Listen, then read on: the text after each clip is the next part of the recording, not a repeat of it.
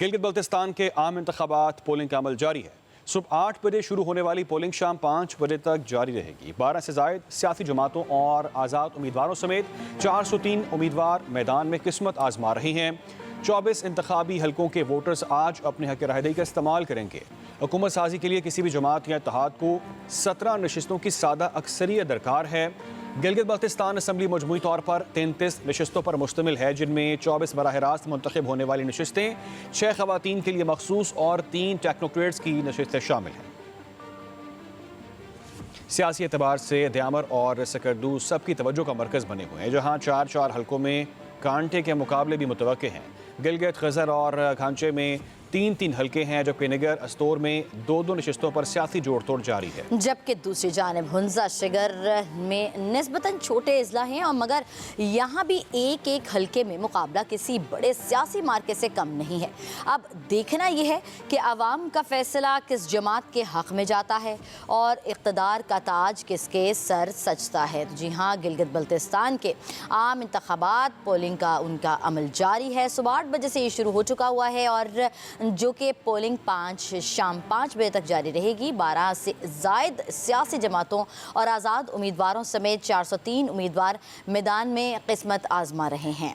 इसी पर बात करते हैं ज्वाइन किया है नुमाइंदा पब्लिक न्यूज़ दिलशाद हादी ने। दिलशाद, बताइएगा कि पोलिंग का अमल कैसा देख रहे हैं आप, तमाम तर इंतजामात कैसे हैं, टर्नआउट अब तक कैसा रहा?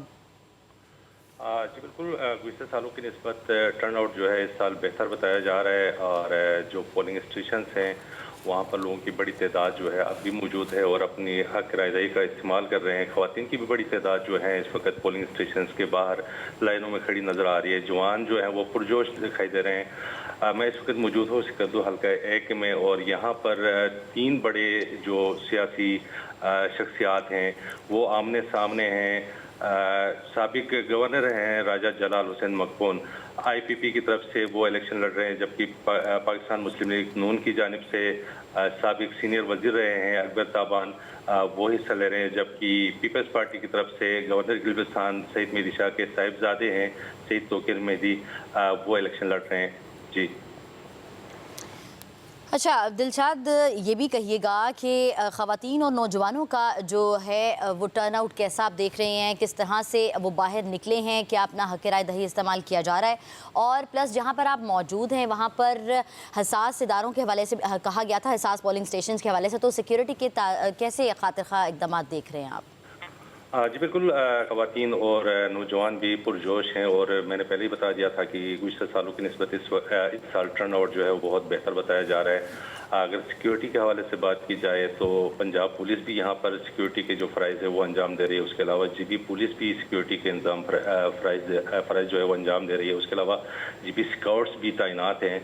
और सिकंदू हल्का एक इस वक्त जहाँ मैं मौजूद हूँ वहाँ पर काफ़ी अच्छी सिक्योरिटी के इंतजाम किए गए हैं, और अब तक बेहतरीन तरीके से वोटिंग का जो सिलसिला है वो जारी है। किसी किस्म का कोई नाखुशगवार जो वाक़या है वो अभी तक पेश नहीं आया।